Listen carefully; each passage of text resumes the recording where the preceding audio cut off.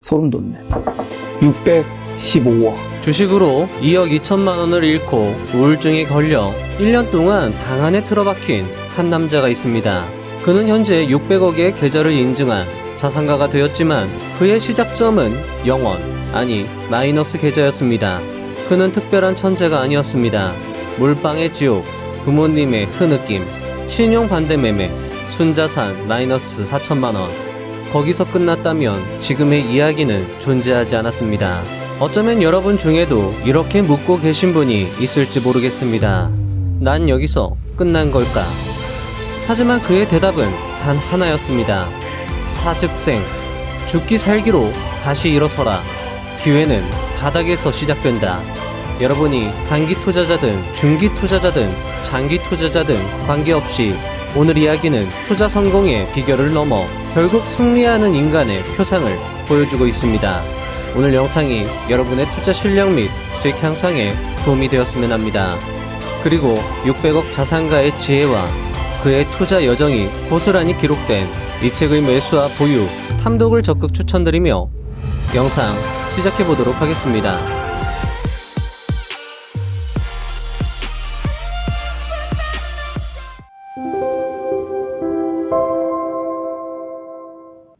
(1) 절망에서 희망까지. 주식 투자를 하는 사람이라면, 주식에 한 번이라도 희망을 걸었던 사람이라면, 또 주식 투자에 진심인 사람이라면 누구나 겪었을 이야기를 지금부터 하고자 한다. 철석같이 믿었던 종목이 갑자기 급락하며 통장이 마이너스를 찍었을 때, 가족에게까지 빌려서 투자했던 종잣돈이 모두 사라졌을 때, 그 순간들을 아직도 잊을 수 없다. 그렇게 2번 바닥을 치고 또 2번 다시 일어났다. 모든 것이 끝난 것처럼 고통스러운 시간들이었지만 그때부터 진짜 투자가 시작되었던 것 같다. 2. 타고난 투자자. 처음 주식을 만났을 때 경제적으로 부족했던 삶이 확 바뀔 수 있을 것만 같았다. 계좌에 찍히는 숫자가 점점 커지는 모습을 보며 스스로를 타고난 투자자라고 생각했다. 본격적으로 투자를 시작했던 2010년부터 2015년까지 약 5년 동안 1억 2천만 원으로 돈이 불어났다. 처음 투자를 시작하고 나서 성공을 맛본 사람들은 쉽게 오만해지는 법이다. 그러나 주식시장은 인간의 오만함과 탐욕, 그로 인한 몰빵을 가만히 두지 않았다. 기준 없는 매매는 곧 커다란 손실로 돌아왔고 2015년에 불어닥친 바이오주 투기 광풍에 올라탄 나는 깡통 신세로 전락하게 되었다. 돌이켜보니 그때의 나는 돈을 잃은 게 아니라 방향을 잃었던 것 같다. 3. 어머니의 흐느낌. 오만했던 주식 투자 실패의 여파는 어마어마했다. 무기력감으로 집안에 꽁꽁 갇혀 스스로를 벌주는 시간이 길어졌다. 두렵고 답답했고 어떻게 하면 좋을지 아무것도 알 수 없었다. 모든 희망이 사라진 것만 같았다. 그렇게 몇 달을 어두운 방에 칩거하고 있는데 어느 날 어머니의 작은 목소리가 방문 사이로 들려왔다. 바로 어머니의 흐느낌이었다. 그 소리를 듣는 순간 쿵 하고 마음이 내려앉으면서 차갑게 굳어있던 마음이 움직이기 시작했다. 아, 정말 이대로는 안 되겠구나. 일단 시작한 일은 택배 일이었다. 그리고 투자 관련 서적을 읽으며 제대로 된 투자 공부를 다시 시작했다. 얼마를 벌 수 있을까가 아닌 어떤 회사를 믿을 수 있을까를 고민했다. 그리고 지난 실패의 과정을 통해 세계적인 기술력을 가진 혁신 기업의 주가는 결국 시간이 지나면 오른다는 사실을 배웠다. 3. 두산과의 만남. 2008년 금융위기 이후 미국 연준의 제로금리 정책, 중국의 대규모 경기 부양책으로 시장이 다시 활기를 찾고 있었다. 그로부터 1년 뒤인 2009년 11월, 배당주를 찾던 나에게 두산이라는 두 글자가 시야에 들어왔다. 고점 24만원에서 4만원까지 가격이 떨어져 있었지만 배당은 꾸준히 늘리고 있었다. 마치 깊은 바닷속으로 가라앉았다가 다시 떠오르기를 기다리는 배 같다는 느낌을 받았고 그 모습이 꼭 나와 닮았다는 생각이 들었다. 일단은 배당 수익을 노리고자 두산 주식을 매수했다. 그런데 두산 주식을 매수한 지 얼마 되지 않아 당시 이명박 정부는 아랍에미리트 원전 수출건을 성사시켰고 신문과 뉴스는 매일 원전 수출 쾌거 소식으로 도배되었다. 원전 수출 뉴스 다음날 두산은 상한가를 쳤다. 15% 상승, 화면 속 빨간 숫자를 볼 때마다 심장이 터질 듯 뛰었다. 온 세상이 나를 위해 환호하는 것처럼 느껴졌다. 5만원에 매수한 두산을 8만원에 전량 매도했다. 계좌에 찍힌 돈은 500만원. 첫 성공은 짜릿하고 달콤했다. 당시 대학생이었던 저자는 이후 거듭된 투자 성공으로 500만원을 1000만원으로 불립니다. 과연 그는 1000만원을 다시 10배인 1억으로 만들 수 있었을까요? 저자의 이야기는 계속됩니다. 4. 꿈의 시드 1억. 직장 생활을 시작하고 나서도 나의 주식 투자는 계속되었다. 매월 월급에서 생활비를 제외한 나머지 금액을 대부분 주식 계좌에 넣었다. 그때 당시에는 안정적인 실적과 배당을 주는 SK에너지, 현대중공업 등에 투자했다. 그런데 2013년 어느 날 중국 관련 주식들이 주목받기 시작했다. 그때 내 눈에 중국 원양자원이라는 회사가 들어왔다. PER이 5 정도로 낮았고 배당도 주는 우량주로 보였다. 무엇보다 중국 14억 인구가 물고기를 먹기 시작했다라는 성장 스토리가 매력적이었다. 주가가 급락해 3,000원 부근까지 떨어져 있었지만 나는 그 안에서 기회를 보고 매수했다. 머릿속 나의 목표가는 1만원이었다. 하지만 얼마 지나지 않아 중국 정부가 조업 허가를 내주지 않는다는 소식에 주가가 3분의 1인 1,100원까지 떨어졌고 그때 또 한 번 좌절했다. 그런데 2014년 11월 최대 주주인 중국 대표이사가 주당 3,055원에 신주를 취득하게 되면서 회사 정상화 기대감으로 14,000원까지 가격이 치솟았다. 나는 목표가인 1만원에 매도했고 꿈에 그리던 1억 2천만 원이 계좌에 찍혔다. 1억이라는 숫자는 상징적이다. 모든 투자자들이 달성하고 싶은 로망의 시드머니이다. 5. 무너진 꿈, 깊어진 어둠. 투자에 자신감이 붙으니 회사에 앉아있는 시간이 아까웠다. 내가 투자에 좀 더 집중할 수 있다면 더 큰 돈을 벌 수 있을 텐데 회사에 앉아있는 8시간 동안 버는 돈의 몇 배는 더 벌 수 있을 텐데 이윽고 다니던 회사를 그만두고 일산에 있는 전업투자 사무실에 지원해 합류하게 되었다.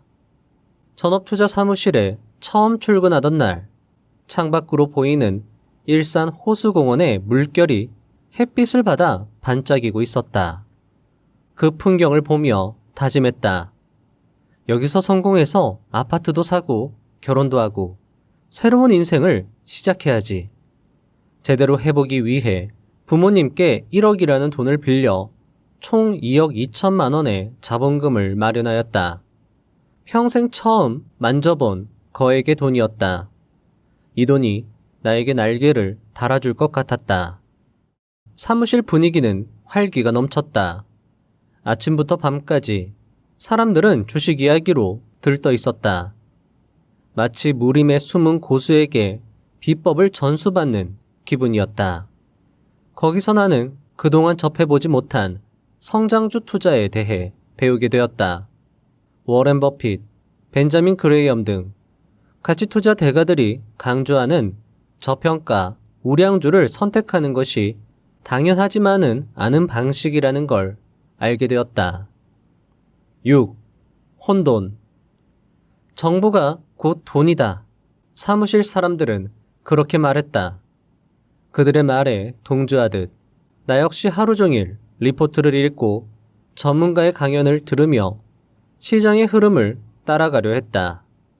문제는 그 흐름이라는 것이 언제나 명확하지 않다는 것이었다. 시장은 때때로 잔잔하게, 때로는 폭풍처럼 뒤집혔다. 무엇이 맞고 무엇이 틀린 것인지 알 수 없었다. 그 무렵 시장은 바이오주 열풍이었다. 신약 승인 소식이 들리면 주가는 하루에 몇 배씩 치솟았다. 빠르게 오르는 바이오주를 보며 내가 보유한 자동차 주식들이 답답하게만 느껴졌다. 나는 시대에 뒤처지고 있는 걸지도 몰라. 결국 나는 자동차 주식을 손절하고 바이오 주식에 본격적으로 투자하기 시작했다. 7. 끝없는 추락. 신약 승인 발표, 임상 결과에 따른 바이오주의 가파른 상승은 나를 흥분시키기에 충분했다. 몇 차례 수익이 나니 역시 내 판단이 맞았구나 싶었다. 하루아침에 계좌에 수백만 원, 수천만 원이 추가되는 기쁨. 전에 느껴본 적 없는 감각이었다. 더 빨리, 더 많이 수익을 내기 위해 투자를 이어나갔다. 그러나 시장은 나의 욕심을 기다려주지 않았다. 2016년 봄, 중국 경제 위기설이 돌기 시작하며 시장은 폭락하기 시작했다. 특히 바이오주 타격이 심했다. 나는 공포감에 얼어붙었다. 버티면 다시 오를 수 있다는 막연한 기대감으로 하루하루 버텼다. 하루하루 지옥 같았다. 아무리 뉴스와 리포트를 읽어도 희망적인 소식은 들리지 않았다. 버티다 안 되겠다 싶어 손절하면 오히려 주가는 반등했고 다시 사면 이내 주가는 곤두박질 쳤다. 그렇게 지금껏 모은 돈을 날려버렸다. 계좌에 0이라는 숫자가 찍히는 그날, 무엇을 잘못했는지, 어떻게 다시 일어설 수 있을지 알 수 없었다. 나는 끝없이 바닥으로 추락하고 있었다. 2억 2천만 원을 단숨에 잃은 그 책을 읽어보면 정말 그의 고통이 느껴지는 것처럼 가슴이 아파왔습니다. 이 대목은 책을 읽어보시면 좀 더 저자의 마음에 공감하실 수 있으리라 생각됩니다. 과연 저자는 어떻게 이 시련을 극복할 수 있었을까요? 저자 이야기는 계속됩니다. 8. 우울증. 우울증이 찾아왔다. 불 꺼진 빈 사무실에서 전전긍긍했지만 달라지는 건 없었다. 빈털터리가 된 현실이 너무 비참했다. 한때는 모든 게 내 편 같았던 세상이 그렇게 원망스러울 수 없었다. 결국 사무실에서 나와 부모님 집으로 내려가 긴 어둠의 시간을 보냈다. 1년간 방 안에만 박혀 칩거했다. 내 인생은 이제 끝났다고 생각했다. 나는 아무 쓸모없는 사람으로 인생을 마감하는 것인가? 말도 하고 싶지 않았고 침대에서 몸을 일으키고 싶지도 않았다. 그러던 어느 날 어머니의 흐느낌이 들려왔다. 그 소리가 내 마음을 칼로 도려내는 것처럼 아팠다. 이후 나는 다시 일어나리라 결심했다. 다시 살아야만 했다. 돈을 잃은 게 아니라 길을 잃은 것이다. 이 문장을 되새기며 나는 다시 세상을 향해 발걸음을 내딛기로 했다. 9. 다시 나아가다. 깊은 어둠 속에서 빠져나오게 해준 것은 언제나 작은 한 걸음이었다. 택배 기사로 일하기로 한 결심은 나에겐 작은 기적이었다. 화물 운송 자격 시험에 합격하고 중고 1톤 화물차를 마련했다. 아침부터 밤까지 물건을 나르고 계단을 오르내리는 일은 무척 고되긴 했지만 묘한 해방감을 안겨주었다. 몸이 바쁘면 마음이 덜 흔들린다는 말에 공감할 수 있었고, 그렇게 절망이 조금씩 씻겨나갔다. 택배 일을 하며 인생의 반려자 러시아 아내를 맞이한 그의 달달한 러브스토리는 책으로 읽어보시면 더 좋을 것 같습니다. 그는 결혼을 통해 지속 가능한 투자를 결심합니다. 더 이상 자신이 겪은 고통을 가족에게 안겨주고 싶지 않은 마음이었을 것인데요. 과연 그는 실패를 딛고 다시 성공의 길로 들어설 수 있었을까요? 10. 부서진 자리에 피어난 투자 철학. 2018년 미중 무역 갈등으로 증시가 크게 폭락했다. 나는 그때까지만 해도 주식시장에 참여하고 있지 않고 있었다. 하지만 2018년 말 삼성전자에서 폴더블 폰이 출시한다는 소식을 접했다. 사람들의 시선은 기술과 혁신을 향했고 그제야 나의 마음도 움직이기 시작했다. 어느 정도 종잣돈도 마련되었기에 반도체와 디스플레이 관련주인 AP 시스템이라는 회사에 주목하여 저점에서 매수해 다시 투자 감각을 되살려갔다. 무모한 확신이 아닌 분석과 근거 위에 세우는 믿음이 중요했다. 투자란 결국 숫자와 마음이 동시에 움직여야 하는 이름을 알게 되었다. 그 기준과 믿음을 회복하고 나자 다시 한번 제대로 걸을 수 있겠다는 확신이 들었다. 11. 두 번째 무너짐. 2020년 3월 팬데믹이 터졌다. 시장은 순식간에 얼어붙었다. 코스피는 일주일 사이에 2200선에서 1400선까지 곤두박질 쳤고 하루가 다르게 나의 주식 계좌 숫자도 줄어들었다. 반대 매매 알림이 재난처럼 울려댔고 나는 그 모든 손실을 감당할 준비가 되어 있지 않았다. 무기력하게 주저앉아 무너지는 숫자를 바라보았다. 신용으로 불린 자금이 도리어 나를 올감했다. 결국 내 손에 남은 건 3천만 원. 부모님께 빌린 돈을 생각하면 순자산은 마이너스 4천만 원이었다. 눈앞이 캄캄했다. 부모님께 빌린 돈은 주택담보대출이라 절대 날리면 안 되는 돈이었다. 더 무서웠던 건 절망이 또다시 나 자신을 의심하게 만들고 있다는 사실이었다. 이미 한 차례 투자 실패로 절망을 경험해본 터라 공포감은 더 컸다. 12. 사즉생.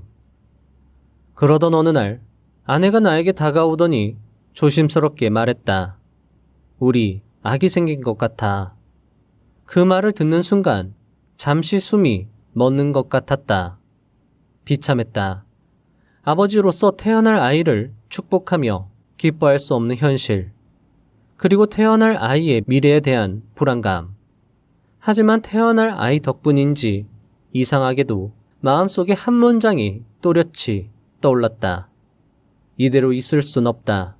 다시 일어나야 한다. 낮에는 시화공단 아르바이트, 저녁에는 쿠팡 배송, 밤에는 대리운전. 어떤 일이든 상관없었다. 살아만 있으면 다시 일어설 수 있다는 믿음이 있었다. 그 즈음에 미국이 제로금리를 발표했고 우리나라 역시 금리 인하를 발표했다. 시장이 조금씩 반등하기 시작했고 나는 지금 이 기회를 잡지 않으면 안 된다는 생각이 들었다. 죽기 살기로 이번 기회를 놓치지 않으리라 다짐했다. 13. 몸에 밴 연쇄 반응. 당시 한 줄기 뉴스가 나를 멈춰세웠다. 재택근무, 온라인 수업 확산, 노트북 수요 폭증. 그 문장을 본 순간 반사적으로 생각했다. 노트북 수요가 늘어나면 IT 부품 수요가 오르고 IT가 움직이면 반도체가 따라온다고 말이다. 그것은 갑자기 나타난 인사이트라기보다는 오래전부터 몸에 배어있던 연쇄 반응 같은 것이었다. 다시 차트를 열고 코스닥 150 내 반도체 소부장 주식들에 강하게 베팅했다. 지수를 끌어올리기 위해 ETF 위주로 큰 자금이 들어올 것이고 시가총액이 큰 종목에 프로그램 매수가 들어올 것이라 생각했기 때문이다. 예측은 맞아떨어졌다. 투자한 종목들이 급등했고 급등한 종목을 팔아서 같은 소부장 섹터에서 아래에 처져 있는 시가총액 3천억 미만의 주식을 찾아서 다시 매입했다. 증시가 상승하고 개인 투자자가 들어오면서 바닥에 있던 종목들이 골고루 상승했다. 가격이 상승하면 위로 못 올라간 종목들을 찾아 빠르게 매수했다. 2023년 3월부터 2021년 말까지 기적처럼 수익을 쌓아갔다. 14. 600억의 시작. 한 줄의 뉴스. 그러던 중 한 기사에 시선이 머물렀다. 중국 신규 원전 100기 건설 계획 발표. 그 한 줄이 주는 울림이 꽤 컸다. 자원부국인 중국이 왜 원전을 100기나 새로 짓겠다는 걸까? 단순 공급 확대가 아닌 것 같다는 느낌이 들었다. 하지만 바이든 당선인의 신재생 정책, 문재인 정부의 탈원전 정책으로 두산그룹은 초상집이었다. 특히 두산에너빌리티는 거의 반쯤 부도 기업으로 취급받는 분위기도 있었다. 부채 비율 300% 이상, 6년 연속 순손실, 구조조정 진행. 누구도 두산을 들여다보려 하지 않았다. 하지만 나는 이때 두산에너빌리티를 들여다보기 시작했다. 하지만 두산에너빌리티의 재무 상태는 너무 취약했고 눈을 돌린 것이 두산이었다. 두산은 당시 주가 4만원대, 시가총액은 5천억에서 6천억 사이였다. 그런데 이 회사가 보유한 알짜 자회사들의 지분 가치를 따져보니 낮게 잡아도 1조는 훌쩍 넘는 것이었다. 나는 잃을 것이 없는 게임이라고 생각했고 직감적으로 큰 기회라는 생각이 들었다. 나는 자금을 두산으로 옮기기 시작했다. 그리고 마침내 2021년 우리나라 역시 원전 사업에 힘쓰기 시작했고 두산의 주가는 5만원에서 15만원까지 폭발했다.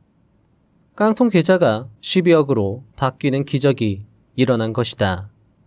저자는 두산의 투자로 단숨에 12억이라는 돈을 벌어냅니다. 저자가 12억이라는 돈을 번 비결은 무엇일까요? 다음 저자의 이야기를 들어보시면 저자의 비결을 이해할 수 있을 것입니다. 15. 저평가 구간에서 찾은 진짜 가치. 코로나19로 코스피 3000. 나는 직감적으로 위기임을 느낄 수 있었다. 그리고 조용히 새로운 기회의 종목을 찾기 시작했다.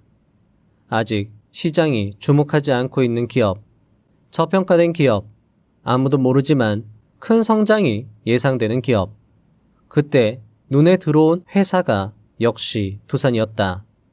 두산그룹 내 두산전자라는 사업부는 고사양 CCL을 생산하는 글로벌 최고 수준의 기술력을 보유한 알짜 사업부였다. 게다가 시가총액 10조인 두산에너빌리티의 지분을 30% 보유한 것이 두산이었다. 하지만 지주사란 이유로 두산의 가치는 저평가되어 있었다.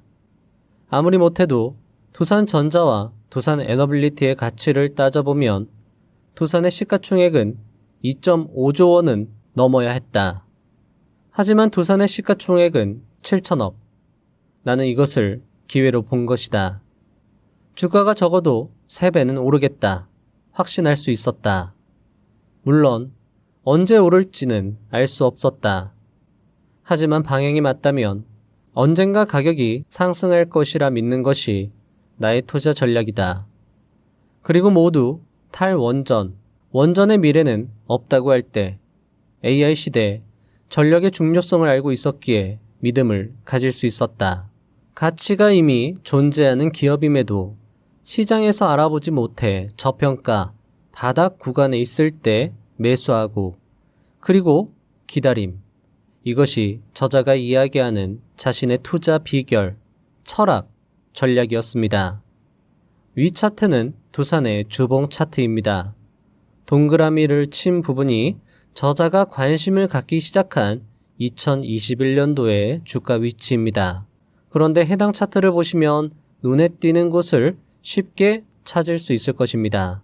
바로 2023년 9월의 역사적 거래량입니다.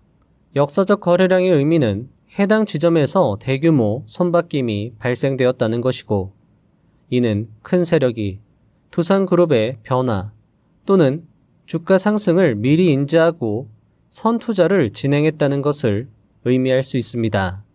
이는 위의 두산, 월봉 차트를 보시면 좀 더 명확하게 인지할 수 있는데요.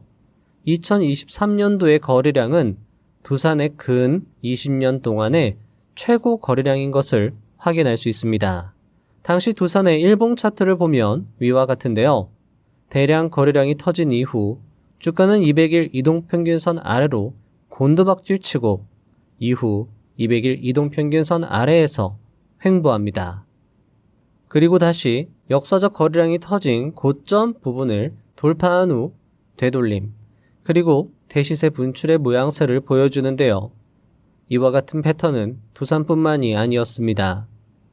역사적 거래량이 터졌던 2009년에 SK하이닉스의 경우도 두산과 같았습니다. 2009년 SK하이닉스의 경우 바닥권에서 역사적 거래량이 터진 이후 200일 이동평균선을 올라타며 고점 형성, 그리고 다시 주가는 200일 이동평균선 아래까지 눌린 후 다시 고점을 돌파, 그리고 이후 되돌림, 그리고 추세 상승의 모습을 보여줍니다. 하나에어로스페이스의 경우는 어떨까요? 하나에어로스페이스의 경우 2014년, 2016년, 2020년, 2021년, 2022년에 기록적인 거래량이 터진 것을 확인할 수 있었고, 역시 일봉 차트의 흐름은 비슷했습니다. 2014년도에 저점 영역에서 역사적 거래량 발생, 그리고 200일 이동평균선을 돌파한 이후에 200일 이동평균선까지 주가의 눌림, 그리고 다시 고점 돌파, 추세 상승. 2020년에도 마찬가지입니다. 2020년 바닥권에서 역사적 거래량, 그리고 200일 이동평균선 위로 올라탄 이후 200일 이동평균선에서 눌림, 그리고 다시 고점을 돌파, 그리고 다시 되돌림, 추세 상승.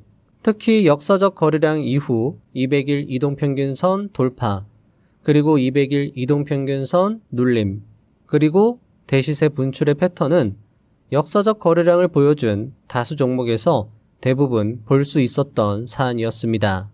다만 이런 패턴이 무조건 100% 들어맞는 것이 아니며 바닥권 역사적 거래량이 터졌다고 무조건 주가가 대시세 분출을 하는 것이 아니므로, 만약 거래량으로 종목을 발굴했다면 해당 기업을 면밀히 검토할 필요가 있을 것입니다. 아마 여러분들은 아니 차트 패턴으로 어떻게 그렇게 설명할 수 있느냐 라고 물어보실 수도 있는데요. 이것은 가격을 결정하는 수요와 공급의 법칙에 따른 일반적인 사안일 수 있습니다. 저점에서 누군가가 대량으로 매수를 했고 이 세력이 만약에 꾸준한 매입을 할 수 있는 대규모 자금력을 갖춘 세력이다라고 하면 꾸준하게 주가를 매입할 겁니다. 주식의 가격은 결국 수요와 공급, 수요가 공급량을 압도하게 되면 주가는 결국 상승하게 됩니다. 따라서 결국 200일 이동평균선 아래에 있던 가격은 수요와 공급의 법칙에 따라서 가격이 상승하게 됩니다. 하지만 가격은 계속 상승하지 않고 200일 이동평균선 아래로 조정을 받게 됩니다. 세력들은 주식의 가격을 조정하면서 해당 종목을 매집하는 것이죠. 그리고 충분히 매집이 끝나면 전고점 돌파가 이루어집니다. 전고점을 돌파했다라는 것은 매도세가 바짝 마르고 매수세만이 존재하여 가격이 위쪽으로 급격하게 치솟는 걸 의미할 수 있습니다.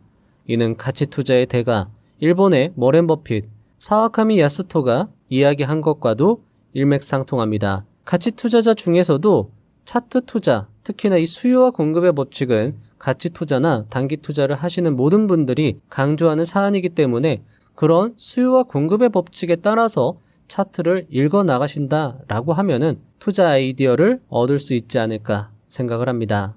그리고 역사적 거래량이 터진 종목을 위주로 개별 기업을 분석한다면 좀 더 효율적인 종목 발굴이 되지 않을까 싶습니다.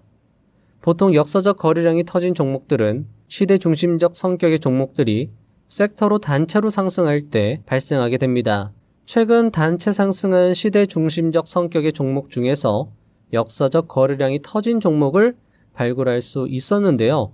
공개 영상에서도 언급을 드렸었죠. 이 종목 최근에 단체 상승이 나왔었고 바닥권에서 지금 근 10년간 역사적 거래량이 터진 걸 확인할 수 있었습니다. 매일 등락률 상위 종목을 관찰하면서 단체 상승 또는 강하게 상승한 시대 중심 종목이 있다라고 하면 그 관련 섹터의 우량주들을 주봉, 월봉 차트로 체크해보면 역사적 거래량이 터진 종목을 발굴할 수 있을 겁니다. 16.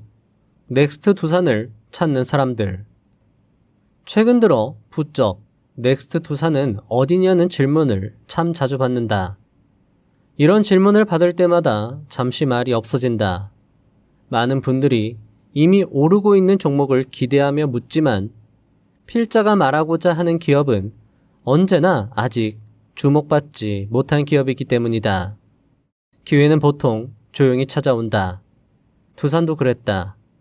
2020년의 두산은 원전이라는 단어만으로도 외면당했다. 그랬기에 누구도 두산의 미래나 전망에 대해 이야기하지 않았다. 하지만 그런 무관심 속에서 그 기업의 튼튼한 뿌리를 봤다. 가치를 꽃피울 수 있는 씨앗을 본 것이다. 그리고 내가 지금 눈여겨보고 있는 회사는 석유화학과 2차전지 사업을 영위하는 사업 중 하나다. 누군가는 적자인 배터리 회사 또는 외부 환경에 크게 흔들리는 정유 회사라고 할 것이다. 하지만 이런 질문을 들으면 나는 더욱 확신에 찬다. 25년 6월 기준 해당 기업의 주가는 10년 전 수준이다. 하지만 10년의 시간 동안 글로벌 배터리 시장은 몇 배로 커졌다. 게다가 팬데믹 이후 에너지 안보, 자주 국권의 이야기가 나오고 있다. 현재 트럼프 정권 이후 배터리 산업이 조정을 받고 있지만 에너지 패러다임 전환이라는 구조적 변화는 여전히 유효하다. 저자는 책에서 구체적 종목을 언급하면서 2차 전지 섹터의 향후 전망, 그리고 해당 종목이 지닌 내재 가치를 말해주고 있었습니다. 책을 읽어보면 저자는 종목을 고를 때 바닥권을 기고 있지만 향후 성장 가능성이 있는 기업, 그리고 자회사를 살펴 자회사 가치 대비 저평가된 기업에 집중하는 것을 확인할 수 있었습니다. 같은 맥락으로 최근 이슈가 되었던 LG화학 역시 좋은 예시가 될 수 있을 것입니다. 영국의 행동주의 펀드에서 LG화학의 주가가 너무 과도하게 저평가되어 있다며 자사주 매입을 요구한 것인데요. 이때 영국의 행동주의 펀드에서도 근거를 든 것이 저자의 종목 선정 이유와 비슷했습니다. 바로 시가총액 102조의 LG에너지솔루션의 지분을 80% 보유하고 있음에도 LG화학의 시총이 28조에 불과하다는 것이었죠.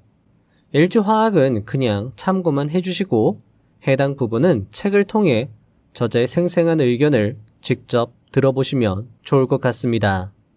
참고로 저자가 책에서 소개한 종목의 주봉 차트를 보면 2020년도에 역사적 거래량이 터진 걸 확인할 수 있었습니다. 당시에도 앞서 소개드린 패턴대로 주가가 움직였음을 확인할 수 있었고 해당 종목은 최근에도 바닥권에서 큰 거래량을 동반하며 주가가 상승했기에 앞으로의 주가 상승 역시 기대가 되는 부분입니다. 다만 주식 투자에는 100%가 없고 투자의 책임은 본인이 질 수밖에 없기 때문에 항상 신중한 투자 결정을 내려주시면 좋을 것 같습니다. 17. 투자의 첫걸음. 아마도 저자에게 이렇게 묻고 싶은 분이 있으실 거라 생각이 됩니다. 어떻게 투자를 공부하면 되나요? 혹은 처음엔 어떻게 투자하는 것이 좋나요? 라고 말이죠. 저자는 이에 대한 대답을 책에 기술하였는데요. 함께 들어보겠습니다. 투자에서 성공하는 비법이라는 것이 과연 있을까? 큰 수익에 도달하기 전에 먼저 통과해야만 하는 문이 있다. 그것은 바로 크게 잃지 않는 것이다. 생각보다 많은 개인 투자자들이 한 번의 큰 실패로 모든 것을 잃고 다시는 주식을 하지 않겠다고 다짐한다. 시장은 언제든 흔들리기 마련이고 예측이 틀리는 것은 일상이다. 하지만 실패의 깊이와 기준을 스스로 설정해 두는 사람은 결코 망하지 않는다. 필자가 정말 좋아하는 투자자 하워드 막스는 투자에 대한 생각에서 이렇게 말했다.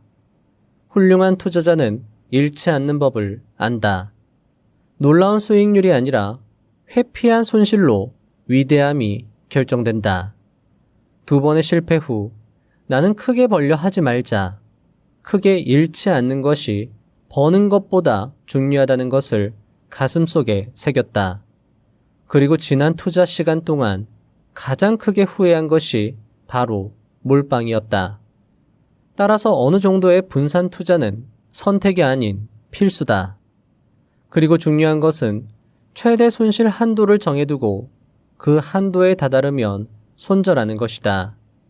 예를 들어 총 자산의 20% 이상 손실이 나면 시장에서 잠시 빠져나와 쉰다거나 1억 이상의 손실이 나면 투자를 더 늘리지 않거나 또는 신용은 총 자산의 10% 이상을 사용하지 않는다 등 규칙을 정하는 것이다. 그리고 그런 규칙을 정했다면 그에 따라 정확히 손실을 잘라낼 수 있어야 한다.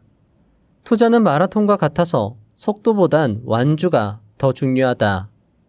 투자에서 가장 중요한 것은 수익을 내는 능력이 아니라 다음 기회가 올 때까지 버틸 수 있는 힘이다. 저자는 책에서 리스크 관리는 끝까지 살아남는 투자의 핵심이라고 강조했습니다. 그리고 가치 투자자임에도 손절을 강조하는 것이 인상 깊었으며 역시 투자는 결국 하나로 통한다는 것을 이 대목에서 느낄 수 있었습니다. 이 부분 역시 책을 읽어보시면 더욱 좋을 거라 생각이 됩니다. 마치며 시간 관계상 여기서 책을 마무리하는 것이 참 아쉽습니다. 책에는 투자의 기준과 가치를 알아보는 법, 건강한 기업을 찾는 투자법, 투자 루틴과 환경 설정, 질투와 비교, 불안감 극복, 마인드 훈련 등 투자에 도움이 되는 내용들로 가득했습니다. 책을 꼭 읽어보시면 좋겠습니다. 한국 화장품의 신화를 써낸 K뷰티의 황태자 30대 주식 부호 APR의 김병훈 대표는 한 강연회에서 이렇게 말합니다. 저는 초반에 학생 창업으로 시작을 했을 때 정말 열정이 가득했고 아는 건 많이 없었지만 3년 동안 7개의 서비스가 제 손에서 생을 마감했습니다. 너무나도 열심히 했기 때문에 하나하나의 아이템이 죽어나갈 때마다 정말 마음이 찢어지는 것 같았는데요. 또 너무 더 힘들고 자괴감에 빠뜨리는 건 그럴 때마다 다른 스타트업 정보지 같은 데서 어떤 스타트업이 시작한 지 얼마 만에 잘 됐다, 어떤 성과를 냈다, 투자를 받았다 이런 기사들이 연일 나오는 거예요. 그러니까 그럴 때마다 우리 아이템은 안 되는데 저기는 잘 되네, 자괴감에 빠지고 내 스스로도 빠지고 팀도 되게 낙담에 빠지고 패배주의에 빠지고 이런 과정들을 겪습니다. 너무 포기하고 싶다는 생각들이 많이 나요. 근데 그럴 때 어떻게 해야 돼요? 당연히 버텨야 돼요. 솔직히 이 일이 중요한 게 아니에요. 제가 여기서 여러분들께 진짜 말씀드리고 싶은 건요, 이외에 그 어떤 어려운 일이 발생돼도 그게 여러분들이 사업을 그만둬야 되는 이유가 되지 않는다는 겁니다. 일단은 절대 포기하지 않는 게 되게 중요해요. 왜냐면 포기하는 순간 정말 마침표가 찍히고 그냥 끝나는 거기 때문이에요.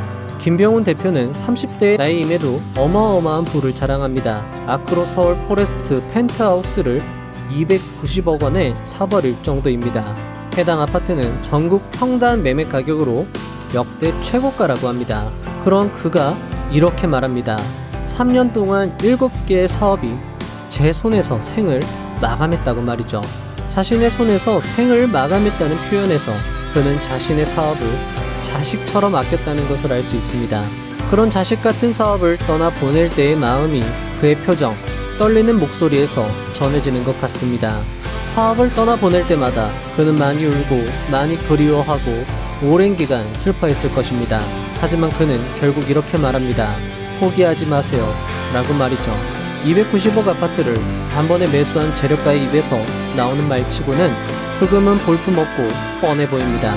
하지만 포기하지 말라 라는 이 말이야말로 어쩌면 이 세상의 모든 것을 이루게 해주는 마법의 한 문장이 아닐까 생각이 됩니다. 포기하지 않으면 여러분도 분명 할 수 있다는 것입니다. 여러분, 포기하지 마세요. 분명 누군가 옆에서 포기하라고 할 것입니다. 잘 되지 않으니 스스로부터 벌써 포기하라고 할지도 모릅니다. 하지만 정말 이루고 싶다면, 정말 해내고 싶다면 포기하지 말고 끝까지 해보시면 좋겠습니다. 왜냐하면 포기하지 않으면 분명 될 것이니까요. 여러분은 그리고 포기하지 않을 것입니다. 이 긴 영상을 끝까지 보고 계시다는 것 그 자체로 여러분은 이미 끈기 충만한 분들이기 때문입니다. 따라서 여러분은 분명 성공할 것이고 여러분의 성공을 믿어 의심치 않습니다. 부자의 선 채널은 성공하실 여러분들의 뒤에서 항상 응원드리고 도움드리도록 최선을 다하겠습니다. 다음 영상도 알차게 준비하여 오겠습니다. 감사합니다. 부자가 되는 지름길로 저와 함께 달려가시죠.